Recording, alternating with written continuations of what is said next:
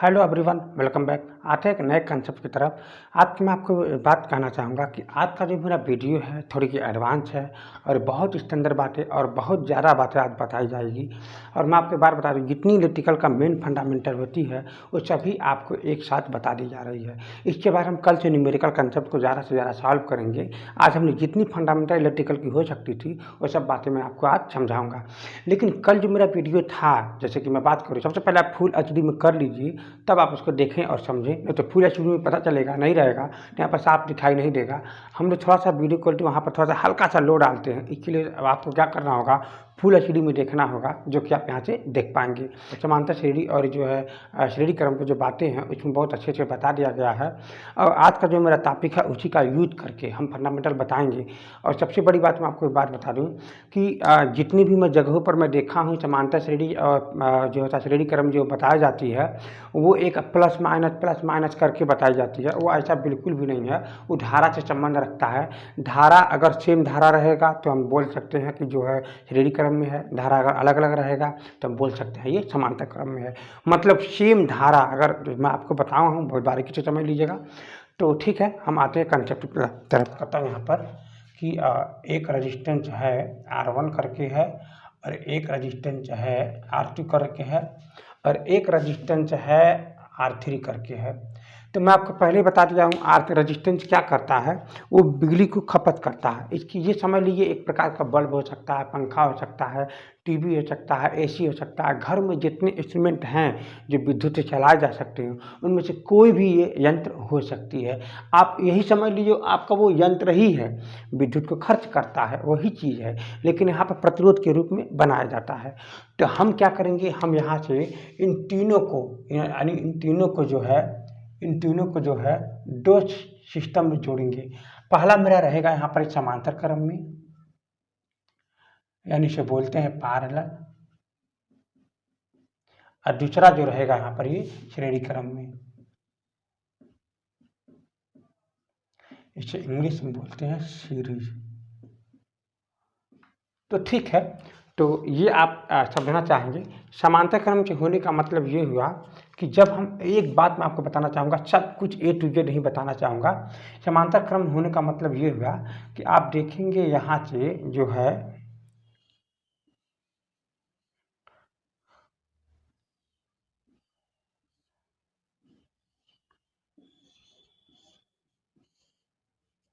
ये बैटरी है। बैटरी से मैंने क्या किया कहूँगा, यहाँ से धारा निकलेगी, धारा जाएगी यहाँ से यहाँ तक, यहाँ से तीन भागों में बढ़ जाएगा। कुछ धारा इधर चला जाएगा, कुछ धारा इधर चला जाएगा, कुछ धारा इधर चला जाएगा, और तीनों फिर आगे जा कर के इसमें मिल जाएंगे, फिर आकर के आगे तरफ चले जाएंगे। तो मैं ये आपको कहना चाह रहा हूँ कि तीनों प्रतिरोध में धारा क्या हो गए, अलग अलग हो गए। तीनों प्रतिरोध में क्या हो गया, धारा अलग अलग हो गए। लेकिन यहाँ पर क्या होता है, यहाँ पर क्या होता है, जो धारा जो होती है एक ही लाइन में जुड़े रहती है। इसका मतलब ये हुआ कि जो बैटरी यहाँ से जो बैटरी धारा देगी, इसको हम एक ही धारा, वही धारा इसमें भी है, वही धारा इसमें भी है, वही धारा इसमें भी है, और एक ही धारा सेम मतलब तीनों में जा रही है। इसी क्रम से हम बोलेंगे श्रेणी क्रम में है। लेकिन मैं आपको बता दूं, और कुछ रटने की कोशिश बिल्कुल ना करिएगा, और ये हकीकत है। अगर आपसे कोई पूछता है कि ये समांतर क्रम में क्यों है, तो आप ये इतना ही बात बोलोगे कि सर इसमें धारा अलग अलग है, इसमें धारा अलग अलग है, सिर्फ इतना ही आप बोलोगे। इसका मतलब अगर मैं बात करूं, मान लीजिए यहाँ से आपका आई जाता है, यहाँ से भी आई है, फिर यहाँ से भी आई है। लेकिन अगर मैं बात करूं यहाँ से I1 चला जाए, इधर से अगर I2 चला जाए, इधर से अब I3 चला जाए, तो क्यों उधर I1 गया, क्योंकि यहाँ पर ये R1 प्रतिरोध था। यहाँ पर क्यों I2 गया है, क्योंकि R2 प्रतिरोध था। क्यों यहाँ पर ये हो जाएगा R3 प्रतिरोध था, और यहाँ पर वोल्टेज जो हो जाएगा V। मैं विश्वास आपको दिलाता हूँ कि आप यहाँ पर बहुत कुछ समझ जाएंगे। और लेकिन यहाँ पर क्या होता है, मान लीजिए यहाँ पर वोल्टेज है, बैटरी है, फिर यहाँ से आई धारा जा रही है, यहाँ पर भी आई, यहाँ पर भी आई, इसमें भी आई है, इसमें भी आई है, और इसमें भी आई है, और फिर पीछे से आई ही चली जा रही है। ये बात आप समझ पा रहे होंगे। तो अगर हम यहाँ पर नाम दे दें, यहाँ पर हो जाएगा R1, यहाँ पर हो जाएगा R2, यहाँ पर हो जाएगा आपका ये R3। अरे हाँ है ना। तो मैं उम्मीद करता हूं कि आप यहाँ तक की हर एक बात आप समझ गए होंगे। अब मैं आपको एक बात बताना चाहूँगा कि जब ये समांतर क्रम में हो तो समांतर क्रम में हो तो मैंने आपसे अभी भी क्या बताया, धारा अलग अलग होती है। धारा क्या होती है, अलग अलग होती है। तो बस मैं इतना ही कहना चाह रहा हूँ कि धारा अलग अलग होती है। आप यहाँ पर लिख लीजिएगा, धारा अलग अलग होती है, ठीक है ना। लेकिन जो वोल्टेज होता है, वोल्टेज, जितना वोल्टेज की सप्लाई दी गई हुई है वही वोल्टेज की सप्लाई यहाँ भी है, वही वोल्टेज की सप्लाई यहाँ भी है, वही वोल्टेज की सप्लाई यहाँ भी है। यानी भी वोल्ट यहाँ पर है ना, तो भी वोल्ट यहाँ भी दबा है, यहाँ भी है, यहाँ भी है। यानी तीनों में जो वोल्टेज भी है तो वोल्टेज क्या हो जाएगा, समान हो जाएगा। क्या हो जाएगा, वोल्टेज क्या हो जाएगा, समान हो जाएगा। तो जो मैं यहाँ पर बात करूँ वोल्टेज, अभी हम आपको इसके बारे में और समझाएंगे। वोल्टेज क्या हो जा रहे हैं, समान हो जाएगा, यानी समान रहेगा। बस आप इतना ही आपको बात को समझना है। यानी जब समांतर क्रम की बात थी तो धारा क्या थी, अलग अलग थी, लेकिन वोल्टेज क्या थी, समान थी। मैं विश्वास करता हूं कि आप लोगों को ये उम्मीद होगा कि ये बातें आपको समझ में आ गई होगी। तो हम जब यहाँ पर आते हैं देखेंगे कि जो धारा यहाँ पर है वही धारा यहाँ पर भी है, वही धारा यहाँ पर भी है, और श्रेणी क्रम है। तो यानी एक बात तो पक्का हो गया कि श्रेणी क्रम में जो धारा का जो मान है वो क्या है, समान है। यानी जो वोल्टेज है, ध्यान दीजिएगा, अगर यहाँ पर भी वोल्टेज का दिया हूँ तो यहाँ पर वोल्टेज अलग होगा, यहाँ पर वोल्टेज अलग होगा, यहाँ पर वोल्टेज अलग होगा। तो जो वोल्टेज अलग होगा तो वोल्टेज को मान लेते हैं, यहाँ पर V1 वोल्टेज है, V2 वोल्टेज है, V3 वोल्टेज है। आपको इतनी बातें समझ में आ गई होगी। यानी जो वोल्टेज है वो क्या है, यहाँ पर ये वोल्टेज है जो यहाँ पर क्या हो जाएगा, यहाँ पर ये असमान हो जाएगा, यानी यहाँ पर समान नहीं है। इसको बोल सकते हैं असमान। यहाँ पर आप ये भी लिख सकते हो असमान, अलग अलग की जगह पर क्या लिख सकते हो, असमान, अच्छा बात रहेगा, ठीक है ना, असमान यहाँ पर समान। तो ये बात तो पक्का हो गई कि आप ये बात यहाँ पर समझ गए। तो चलिए, तो अब हम देखते हैं कि जो यहाँ पर असमान है, असमान क्या है, धारा है। तो धारा कितना है, देखो नदी के पानी, ये मैंने आपसे क्या बताया था, मान लीजिए यहाँ पर नदी आ रही है 10 लीटर की, इधर चली गई 3 लीटर, इधर चली गई 2 लीटर, इधर आ गई 5 लीटर। तो आप देख रहे हो कि जो आने वाली जो पानी है वो जाने वाली पानी के योग के बराबर है, इसके बराबर हो जाए। तो वही कंडीशन यहाँ भी है। आप समझोगे कि यानी इसका मतलब ये हुआ कि जो ये धारा आ रही है वो कौन सा है, वो आई यहाँ पर कौन जा रही है, फिर आई बराबर हो जाएगा I1 प्लस में I2 प्लस में I3। तो मैं उम्मीद करता हूँ आप ये बात यहाँ पर अब समझ गए होंगे, ठीक है ना। यानी तीनों धारा जोड़ने पर इसके बराबर हो जा रहे हैं। ठीक इसी प्रकार यहाँ पर क्या है, वोल्टेज अलग अलग है। क्या है, वोल्टेज अलग अलग है। यानी वोल्टेज दो टोटल जितना दिया गया है इन सभी तीनों वोल्टेज जोड़ने पर तो V बराबर क्या हो जाएगा, V1 प्लस में V2 प्लस में V3। इतनी बात आप बहुत बारीकी से समझ गए होंगे। अब हम आते हैं मेन कंसेप्ट पर।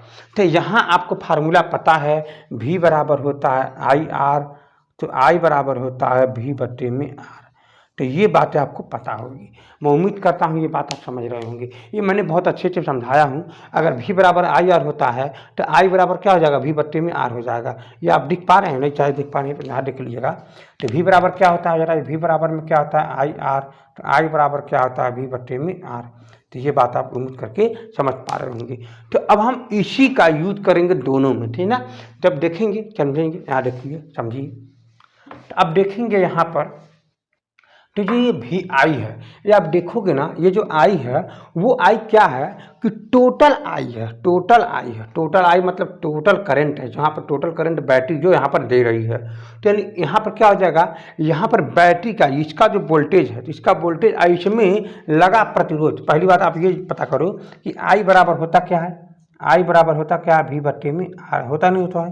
तो इस जगह पर आप ये टोटल वाला I है, इसीलिए आप यहाँ पर लिख दोगे V/R, यानी यहाँ पर हो जाएगा V/R बराबर। यहाँ पर देखोगे मैं आपसे बताया था कि जब ये वोल्टेज यहाँ पर ये भी है, ये भी है, ये भी है, इसका मतलब धारा क्या है, अलग अलग है, लेकिन वोल्टेज भी यहाँ पर क्या है, V ही है, यहाँ पर भी क्या है, V ही है, यहाँ पर भी क्या है, V ही है। मतलब तीनों प्रतिरोध में वोल्टेज का मान क्या है, समान है।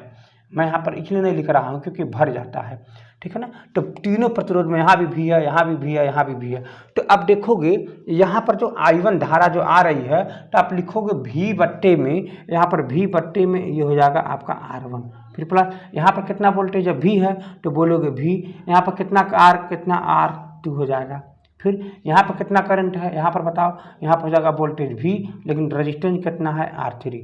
अब आप देखोगे यहाँ भी V है, यहाँ भी V है, यहाँ भी V है, यहाँ भी V है, तो इसका मतलब आप V कॉमन ले लो तो यहाँ एक बट्टे में यहाँ पर बच जाएगा R, फिर बराबर, तो यहाँ पर भी V कॉमन ले लो तो एक बट्टे में हो जाएगा R1 प्लस एक बट्टे में हो जाएगा R2 प्लस एक बट्टे में हो जाएगा R3। अरे हाँ है ना, तो यहाँ से भी कैंसिल हो जाएगा, यानी एक बट्टे में R बट्टे में एक बट्टे में R1 बट्टे में एक बट्टे में R2 बट्टे में एक बट्टे में यहाँ पर क्या आ जाएगा प्लस में R3। यानी इसका मतलब ये हो जाएगा कि यहाँ पर जो कह रहा है कि यानी इन तीनों प्रतिरोध को कैसे जोड़ेंगे, इन तीनों प्रतिरोध को जोड़ने का जो फार्मूला है या आपका यही है, ये आपका क्या हो जाएगा टोटल, यानी इन तीनों को जोड़ने के बाद जो प्रतिरोध आएगा वो हमारा कैपिटल R आएगा, और इसी को बोलते हैं टोटल, मतलब RTH। मैं आपको बार बार कहना चाहूँगा, इसको आपको सॉल्व करना है और हम सॉल्व करेंगे और आप भी सॉल्व करोगे, देखोगे बहुत बारीकी से, इसमें भी कई फंडामेंटल छिपा हुआ है, यहाँ से भी कई क्वेश्चन पूछता है। चलिए देखता हूँ मैं यहाँ पर आके, यहाँ पर क्या कहता है, मैंने आपसे बार बार कहना चाहूँगा, यहाँ पर जो वोल्टेज है I, यहाँ पर क्या लिखा है V बराबर क्या होता है IR, V बराबर क्या होता है IR, मैं आपको समझाना चाहूँगा V बराबर क्या होता है IR, ठीक है ना। तो आप यहाँ पर देखेंगे जितनी भी V है यहाँ पर आप IR लिखेंगे, लेकिन I क्या सब में समान है, तो इसका मतलब यहाँ पर देखोगे ये V क्या होता है टोटल, ये V है, ये टोटल वाला V है, इन टोटल V मतलब क्या टोटल प्रतिरोध एक साथ, भाई जितना वोल्टेज दिया गया है वो टोटल के लिए है भाई V, ये तो इसका के सिर्फ वोल्टेज है, ये वाला इसका वोल्टेज है, ये वाला इसका वोल्टेज है, और ये किसका वोल्टेज है, ये पूरे का वोल्टेज है। तो पूरे का वोल्टेज मतलब पूरे का प्रतिरोध है, तो पूरे का प्रतिरोध को हम क्या मानेंगे, यहाँ पर मानेंगे यहाँ पर VR, मतलब यहाँ पर I ले लेंगे, यहाँ पर यहाँ इसका मतलब टोटल वोल्टेज बराबर क्या लिखेंगे IR, तो I का मतलब हो जाएगा टोटल वाला करंट है, और फिर इंटू में यहाँ पर क्या हो जाएगा R, तो क्या बोलेंगे R, ये टोटल वाला हो गया। इसी प्रकार यहाँ क्या लिखेंगे, यहाँ पर करंट कितना है I गुणे, यहाँ पर रेजिस्टेंस कितना है R1, यहाँ पर करंट कितना है I गुणे, यहाँ पर रेजिस्टेंस कितना है R2, यहाँ पर करंट कितना है I, यहाँ पर प्रतिरोध कितना है I3। तो इसका मतलब ये हुआ यहाँ पर सब में I है, तो आप यहाँ से I कॉमन ले लीजिए, जैसे आप I कॉमन ले लेंगे तो आपका ये बन जाएगा, अरे हाँ है ना। इसका मतलब यहाँ अंदर बचेगा R1 प्लस में R2 प्लस में R3, तो ये I कैंसिल हो जाएगा। इसका मतलब R इज इक्वल टू में क्या बचेगा R1 प्लस में R2 प्लस में R3। मैं उम्मीद करता हूँ कि आप ये बात बहुत बारीकी से समझ गए होंगे, यानी ये आपका क्या हो जाएगा यहाँ पर ये R3। तो अब देखेंगे क्या ये टोटल है, ये टोटल मतलब टोटल प्रतिरोध है, यानी इनको जोड़ने के लिए क्या करेंगे, सीधे जोड़ देंगे। तो टोटल प्रतिरोध के कैसे दिखाते हैं, R50H बराबर क्या आ जाएगा R1 प्लस क्या आ जाएगा R2 प्लस क्या आ जाएगा R3, यानी इन टोटल को क्या कर देंगे, जोड़ देंगे। अरे हाँ है ना, इन टोटल को क्या कर देंगे, जोड़ देंगे। ठीक है, तो ये आप उम्मीद करता हूँ आप ये बात बहुत बारीकी से समझ गए होंगे। यानी इसका मतलब ये हुआ हम यहाँ से थोड़ी सी सॉल्व करने के लिए हम इस फार्मूला को रहने देते हैं, बाकी हम इसे मिटा देते हैं। ठीक है ना, यहाँ पर इसको फार्मूला को रहने देते हैं, बाकी इन सबको जो है मिटा देते हैं, ताकि हम कुछ यहाँ पर सॉल्यूशन आपको बता सकें। ध्यान से समझिएगा।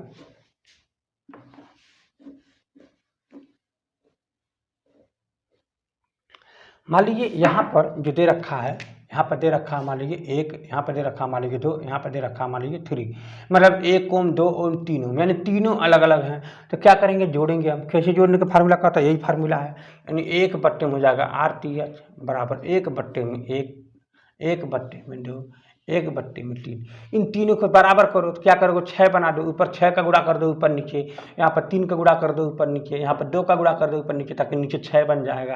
यानी इसका मतलब ये हो जाएगा RTH बराबर में 6 का गुणा करोगे तो क्या बन जाएगा, 6 बट्टे में 6, 3 का गुणा करोगे ना तो 3 बट्टे में नीचे हो जाएगा 6, 2 का गुणा करोगे ना तो 2 बट्टे में नीचे हो जाएगा 6, यानी 1 बट्टे में क्या आ जाएगा RTH बराबर में नीचे रखो 6 हो गया।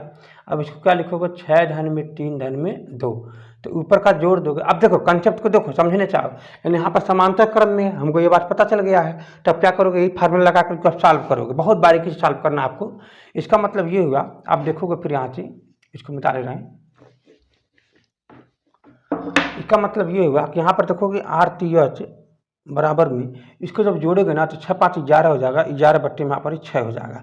अच्छी बात तो यहाँ ये है कि आप डायरेक्ट यहाँ पर आंसर देकर छोड़ दोगे, लेकिन ये गलत हो जाएगा क्योंकि ये 1/1 में RTH का मान निकाल लो ना, लेकिन आपको केवल RTH का मान निकालना था। फिर क्या करोगे, आप इसको अपोजिट कर दोगे, यानी इसका मतलब 1 बट्टे में RTH बराबर में यहाँ पर 11 अपन बोले थे ना, हाँ 6 5 11, 11 बट्टे में 6।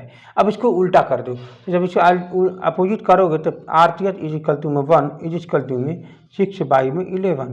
तो ये एक्चुअली में आपका ये आंसर माना जाएगा, जो हम बोल सकते हैं RTH इज इक्वल टू में 6/11 ओम। यानी यहाँ पर जो सब तीनों प्रतिरोध को जोड़ोगे तो आपका आंसर आ जाएगा 6/11 ओम। और मैं आपको अच्छी बात ये बता दूं, अगर इसका वोल्टेज कहीं 22 है, अगर कहीं 22 वोल्ट की बैटरी लगी हुई है, तो क्या फार्मूला कहता है कि I बराबर में ध्यान दीजिएगा, I बराबर में V बट्टे में V इंटू में R, सॉरी V बट्टे में R होगा ना, सॉरी V बट्टे में क्या आ जाएगा R। तो इसका मतलब ये हुआ कि यहाँ पर जो दे रखा हुआ है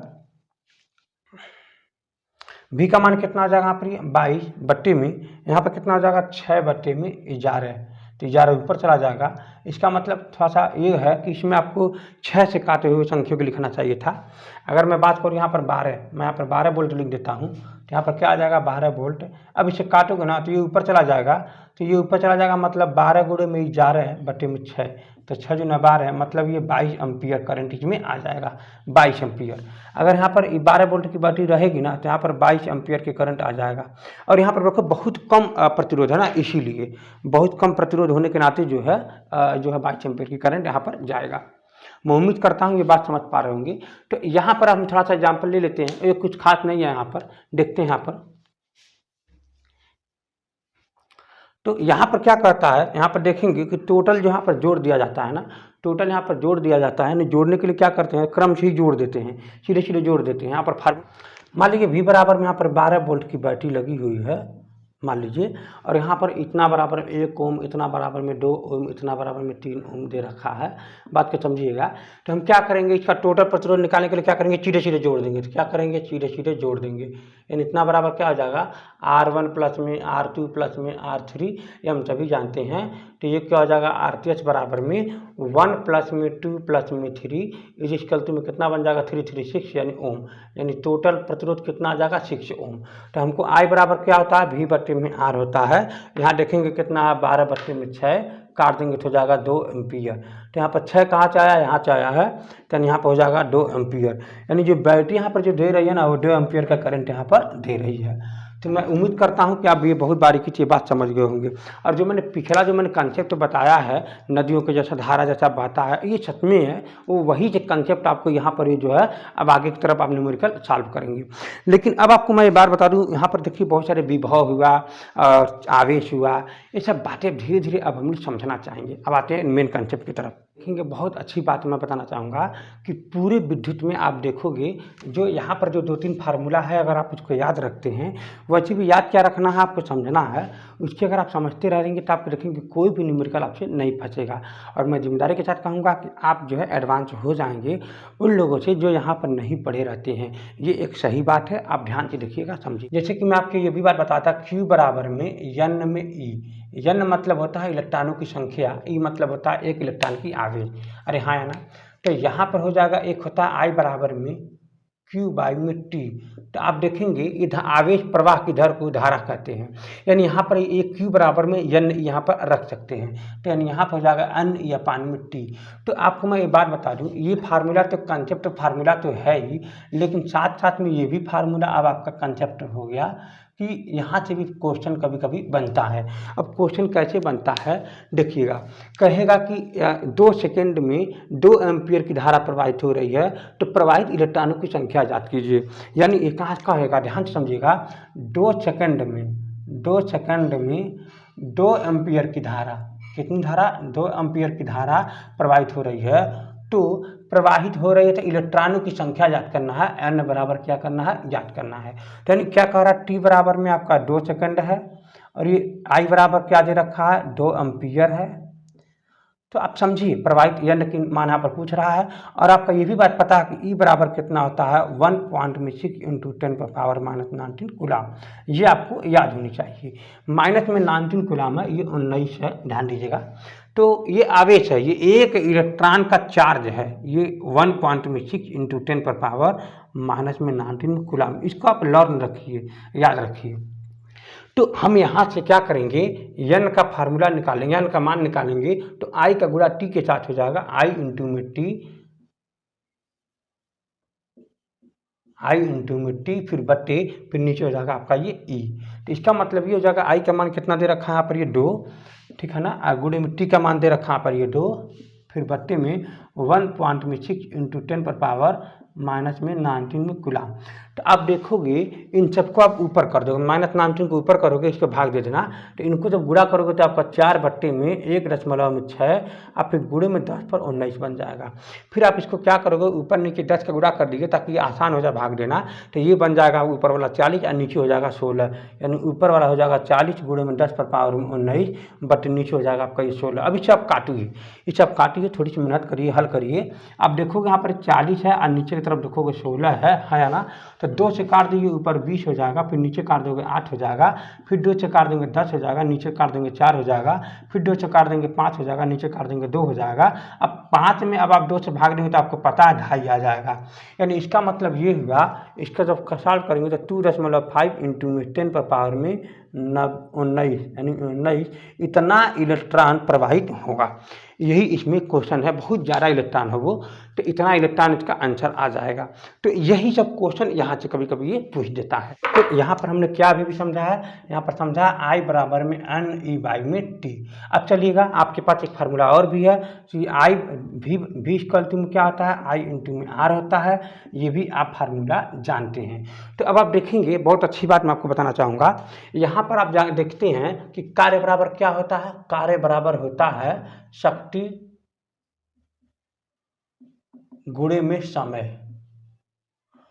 तो इसका भी यहाँ पर यूज होता है। कार्य बराबर क्या होता है, शक्ति गुणे में समय। तो और यहाँ पर एक शक्ति का भी फार्मूला लिख लीजिए, P बराबर में V इंटू में I होता है। ये भी फार्मूला आप नोट करिए। ये P क्या होता है, शक्ति होता है, V क्या होता है, वोल्टेज होता है, I क्या होता है, धारा होता है, अर्थात करंट होता है। ये आपको फार्मूला लर्न होनी चाहिए। ये आप उम्मीद करता हूँ आप ये बात समझ पा रहे होंगे। तो अब मैं देखता हूँ यहाँ पर कार्य हम लोग किससे दिखाते हैं, W से। कार्य किससे दिखाते हैं, W से। शक्ति किससे दिखाते हैं, P से। और किससे दिखाते हैं, समय किससे दिखाते हैं, T से। अरे हाँ है ना। तो P का मान कितना यहाँ पर जरा दे रखा, जरा ध्यान दीजिएगा। P का मान यहाँ पर कितना दे रखा, W बराबर में P का मान कितना दे रखा, V इंटू में I और फिर इंटू में T। अब आप ध्यान से देखिएगा, ये IT का दे रखा है यहाँ पर, ये IT है ना यहाँ पर ही, जरा इधर देख लीजिए, यहाँ पर समझिए, यहाँ पर छोटी सी I बराबर क्या दे रखा, Q बाई में T। इसका इधर मल्टीप्लाई कर दीजिए तो I इंटू में T बराबर में हो जाएगा Q। यानी धारा और समय में जब गुणा कर देंगे तो हमारा आवेश आ जाएगा। क्या आ जाएगा यहाँ पर, जरा ध्यान दीजिएगा कि आवेश बराबर में धारा गुणे में समय, यानी इसका मतलब हो जाएगा Q बराबर में I इंटू में T। बहुत अच्छी बात है। तो यहाँ पर आप देखेंगे, इसकी जगह पर आप लिख सकते हैं Q। अब यहाँ पर बगल में कौन है, V बराबर क्या हो जाएगा, W। अच्छी बात यहाँ पर ये है कि जब यहाँ पर V बराबर निकालेंगे तो Q के नीचे कर देंगे, तो V बराबर निकालेंगे तो W अपान में Q। अब देखिएगा, ध्यान से समझिएगा, ये आपको फार्मूला जो है एग्जाम में लिखाया जाता है। कैसे लिखा जाता है कि जब कोई आवेश अनंत से एक बिंदु पर लाया जाता है तो वो Q आवेश, यानी Q आवेश को ध्यान से समझिएगा। ये थोड़ी सी अनंत वाली बात आ जाती है तो बच्चों को थोड़ा बहुत मतलब समझ में नहीं आता है कि क्या कहना चाह रहा है, ये अनंत से हम क्यों ले आएंगे और ऐसा क्या वजह है कि हम अनंत से लाएंगे तो किए गए कार्य W रहेगा, फिर उसमें हम आवेश से भाग देंगे, क्यों हम भाग देंगे, क्यों हम गुणा नहीं कर रहे हैं। भाई ये तो बात तो सही है, बच्चों का सोचना फर्ज है, लेकिन मैं बात बता दूं, बच्चे को बारीकी से बताया नहीं जाता है। तो ये आपका एक्चुअली में फार्मूला यहाँ से आया है, लेकिन हम सब घुमा करके यहाँ से ले जाते हैं। चलो ठीक है, समझते हैं। मैं यहाँ पर क्या देता है, मैं एग्जाम में बताता हूँ। ये देता है ना कि अगर कोई Q आवेश है, ये कोई Q आवेश है तो इसको अनंत से लाएंगे, करेगा W कार्य, और फिर क्या करेगा, W कार्य अपान में आवेश के हम भी बोलेंगे, यानी यहाँ का जो वोल्टेज है क्या बोलेंगे V बराबर में W अपान में Q। लेकिन ये नहीं समझाते हैं कि ये Q यहाँ से आया है, ठीक है। तो आप देख पा रहे होगे, मैं एक एक बात मैं यहाँ पर बताना चाहा हूँ और एक एक बात मैं आपको यहाँ पर समझाना चाहा हूँ कि W अपान में Q यहाँ पर कैसे आया है और ये इसका क्या मतलब है। चलिए मैं इसके पहले मैं आपको समझाना चाहूँगा कि इसका नाम क्या रखा गया है। इसका नाम रखा गया है विभव, और एक होता है विभवांतर। क्या होता है? विभवांतर। तो चलिए देखिए समझती हैं विभव और विभवांतर में क्या अंतर है। हम लोग बारीकी से पहले ये समझ लेते हैं, तब हम लोग आगे बढ़ते हैं, ठीक है ना। चलिए हम लोग अब समझते हैं विभव और विभवांतर में क्या अंतर है। देखिएगा मैं एक बार बता दूं, जब यहाँ पर कोई, मान लीजिए यहाँ पर कोई विभव है, वोल्टेज है, तो जब हम दो बिंदु, यानी यहाँ पर मान लीजिए यहाँ पर है दो बिंदु है, इसको बोलेंगे बी, इसको ए, इसको बी बोलेंगे, ठीक ना। तो जब हमको, ध्यान से समझिएगा, जब हमको दोनों विभव का अंतर पता निकालना हो, मतलब यहाँ पर विभव कितना है, यहाँ पर विभव कितना है, इसको हम बारीकी से एग्जाम्पल हम लेकर समझाना चाहूँगा यहाँ से। जैसे कि मैं बात करता हूँ, मान लीजिए आपके पास एक टैंकर है, ठीक है ना, और यहाँ पर एक छोटा सा टैंकर, मतलब यहाँ पर भी एक टैंकर ही है, ठीक है ना। तो आप देखोगे यहाँ पर टोटल पानी भरा गया है, यहाँ से लेकर के यहाँ तक टोटल पानी को भरा गया है, ठीक है ना। यहाँ पर टोटल पानी क्या है? भरा हुआ है। लेकिन यहाँ पर थोड़ा पानी भरा हुआ है। तो एक बात बता दूँ, जब हम इसको यहाँ से पाइप से कनेक्शन कर देंगे तो यहाँ का जितनी पानी है वो भागने लगेगा, इस रास्ते क्या होने लगेगा? जाने लगेगा। तो जा कर के वो तब तक भरेगा जब तक लेवल क्या हो जाए? बराबर ना हो जाए। तो बात को समझिएगा, यानी ये वाला पानी घटने लगेगा और ये वाला पानी उठने लगेगा। तो जब ये दोनों का लेवल जब ये बराबर हो जाएगा तो फिर क्या हो जाएगा? ये एक जगह पर फिर रुक जाएगा, तब ये नहीं जाएगा, ठीक है ना। तो इसी का संबंध हम लोग यहाँ से, यही संबंध है यहाँ से, मेरी बात को समझिएगा। तो जब यहाँ से मान लीजिए हम ये यहाँ से तब बहने लगा, यानी यहाँ का दबाव, यहाँ का जो दबाव है, प्रेशर जो है, मान लीजिए यहाँ पर खाली था, यहाँ पर कुछ भी नहीं था, तो यहाँ पर प्रेशर सबसे ज़्यादा है, तो ये दबाव पानी अपना भेजेगा, उधर करेगा। लेकिन जब दोनों का जब बराबर हो जाएगा, जब बराबर हो जाएगा तो दोनों का प्रेशर क्या हो जाएगा? दोनों का प्रेशर क्या हो जाएगा? यहाँ पर ये दोनों का प्रेशर क्या हो जाएगा? बराबर हो जाएगा। जब यहाँ पर दोनों बराबर हो जाएगा तो जब यहाँ पर दोनों का जो दबाव है तो यहाँ पर प्रेशर क्या हो जाएगा? बराबर हो जाएगा। तो उस समय का हम बोलेंगे प्रेशर का अंतर। प्रेशर का क्या है? अंतर। यानी प्रेशर का अंतर क्या हो जाएगा? जीरो हो जाएगा। तो आप याद करिए, मैंने जस्ट पिछले वीडियो में मैंने समझाया था कि जो विभव होता है वो एक इलेक्ट्रॉनों का दबाव होता है। इलेक्ट्रॉनों का दबाव ही, जो बैटरी में हम लोग जितनी सारे दबाव, यानी वोल्टेज के इलेक्ट्रॉनों को दबाव भरेंगे, ढेर सारा इलेक्ट्रॉनों को जब हम एक ही जगह पर भरते जाएंगे तो इलेक्ट्रॉनों का वहाँ पर दबाव होने लगेगा, और इसी को हम बोलेंगे विभव, इसी को बोलेंगे वोल्टता। अब यहाँ पर देखिए समझिएगा, यानी जब हमको दो विभव, यानी दो बिंदुओं का जब हमको विभव का अंतर निकालना है तो हम इसे बोलेंगे विभवांतर, यानी इसे क्या बोलेंगे? विभवांतर। लेकिन एक बिंदु का न पता रहे, एक बिंदु का न पता रहे और हम एक ही बिंदु से अनंत से अंतर करें, अनंत मतलब ढेर सारे दूरियां, यानी अनंत से अंतर करें। जैसे बैटरी में होता है, बैटरी में न जाने कितनी दूर से जो है सप्लाई किया गया रहा है, न जाने कितना दूर से अंदर के घूम करके टर्मिनल आ रहा है। तो हम लोग क्या करेंगे, जो बैटरी होता है, जैसे मान लीजिए यहाँ पर ये बैटरी है, तो यहाँ पर बैटरी क्या होता है कि जब ये अंदर जाकर खूब मतलब काम करके जब यहाँ पर सर्किट चलाता है, तो यहाँ पर जब एक ही जब विभव जात करेंगे तो हमको विभव बोलेंगे, मतलब बैटरी के कितना यहाँ पर विभव है। लेकिन उसी का संबंध यहाँ पर अनंत से, दो बिंदु वाली बात है। हम क्या बोलेंगे कि अनंत से जब मान लीजिए क्यू आवेश को हम अनंत से एक बिंदु पर लाने में किए गए कार्य और यहाँ पर जो विभव नाथ को ठीक करेंगे, अनुपात करेंगे, तो हमको क्या बोलेंगे? विभव बोलेंगे। लेकिन जब दो विभव के अंतर को विभवांतर बोलेंगे। बस इतना ही समझिए, अगर किन्हीं दो बिंदुओं के विभव के अंतर को विभवांतर बोलेंगे, ठीक है ना। ये आप समझ गए होंगे विभव और विभवांतर क्या होता है। मैं फिर से एक बार बोल देता हूँ, जब विभव निकालेंगे तो इसमें दो बिंदु रहेंगे, लेकिन एक बिंदु अनंत रहेगा और एक बिंदु हमको पता रहेगा। हमको एक बिंदु नहीं पता रहेगा, हमको एक बिंदु पता रहेगा, और अनंत से हम आवेश को लेकर के आएंगे तो W कार्य करेगा। बात को ध्यान से समझिएगा, मैं फिर से एग्जाम्पल ले। यहाँ पर दो बातें हैं, तो यहाँ पर एक बिंदु हमको नहीं पता है तो हम अनंत मान लेंगे, इसको क्या मान लेंगे? अनंत। और यहाँ पर ये ए बिंदु हमको ये मान लीजिए पता है, और यहाँ पर क्या होता है, दोनों बिंदु हमको पता है, इसको बोल लेंगे ए, इसको बोल लेंगे बी, और यहाँ पर जो है विभव ए है, विभव भी है। तो यहाँ पर देखेंगे, यहाँ पर मान लीजिए विभव ए है, तो इसको बोलेंगे यहाँ पर ए बिंदु पर, यहाँ पर अनंत है, तो अनंत से कोई क्यू आवेश को, कोई परीक्षण आवेश को अनंत से यहाँ पर लाएंगे। जब अनंत से यहाँ लाएंगे तो W कार्य करेगा, तो W कार्य कहाँ करेगा? यहाँ पर क्यू आवेश पर करेगा। तो इसको बोलेंगे हम लोग कि यहाँ पर जो विभव है वो आपका ये भी है। अच्छा, अब यहाँ पर क्या होगा कि दो बिंदु से अर्थात यहाँ से यहाँ लाने में, यहीं से यहीं लाने में W कार्य करेगा। तो W कार्य करेगा कौन? परीक्षण आवेशक Q बराबर में यहाँ का क्या हो जाएगा V। तो यानी ये एक निर्धारित बिंदु है और यहाँ पर एक बिंदु निर्धारित नहीं रहेगा, लेकिन अनंत मान लेंगे। और इसको क्या मान लेंगे? एक बिंदु निर्धारित रहेगा। तो इस कंडीशन में हम इसको बोलेंगे विभव। इसको क्या बोलेंगे? विभव। और इसको क्या बोलेंगे? विभवांतर, पोटेंशियल डिफरेंस। ठीक है ना? तो ठीक है, तो आप ये बात समझ गए होंगे। अब मैं उम्मीद करता हूँ अब हम लोग आगे की तरफ बढ़ते हैं और स्ट्रांग न्यूमेरिकल की तरफ बढ़ते हैं। ठीक है ना? अब हम लोग आते हैं यहाँ पर देखेंगे जितनी भी विद्युत का या इलेक्ट्रिकल का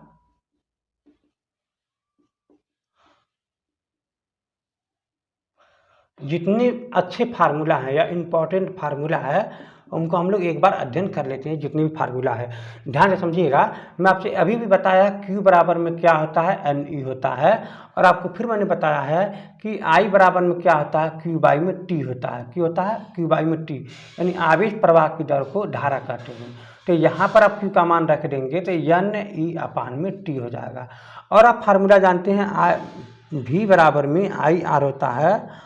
ये भी फार्मूला आप जानते हैं जिसको हम ओम का नियम कहते हैं। ओम के नियम के फार्मूला से ये बनता है। तो फिर आपको मैं एक बात बताना चाहूँगा, यहाँ से जो आप फार्मूला जानते हैं आप ये समझ गए होंगे, लेकिन अब आप यहाँ से आई का भी मान यहाँ पर रख सकते हैं, चाहे इनका भी मान यहाँ पर ये रख सकते हैं, कोई बड़ी बात नहीं है। अब आप देखेंगे कि P बराबर क्या होता है? V इंटू में आई होता है। अब आप यहाँ से देखेंगे V बराबर क्या होता है? आई आर होता है। तो I बराबर क्या होता है? V बट्टे में R होता है। और R बराबर क्या होता है? ज़रा देखिए, V बट्टे में I होता है। ये भी आप यहाँ पर जानते हैं। तो चलिए ठीक है, तो मैं यहाँ पर ये V बराबर I और I बराबर V बट्टे R का दोनों मान हम यहाँ पर रखते हैं। तो चलिए, तो एक फार्मूला यहाँ से देखेंगे, हम यहाँ पर रखेंगे क्या? V बराबर में IR। तो V बराबर जब यहाँ पर IR रखेंगे तो IR रखेंगे। ध्यान दीजिएगा। इसका मतलब ये हुआ कि यहाँ पर, चलिए मैं फिर से बता रहा हूँ आपको कि यहाँ पर हम दो बात रखना चाहूँगा। ठीक ना? पहला बात तो क्या रहेगा कि V बराबर में IR रखूँगा तो हमको क्या मिलेगा यहाँ पर ये रखने पर? तो यहाँ पर क्या मिलेगा? P बराबर में V बराबर क्या रखना? I इंटू R रखना है। और यहाँ पर भी पहले से I है। तो अब देखेंगे I यहाँ पर दो बार है, तो अब इसे क्या बोल देंगे? तब इसे हम I स्क्वायर बोल देंगे। क्या बोल देंगे? I स्क्वायर इंटू में R बोल देंगे। अरे हाँ या ना?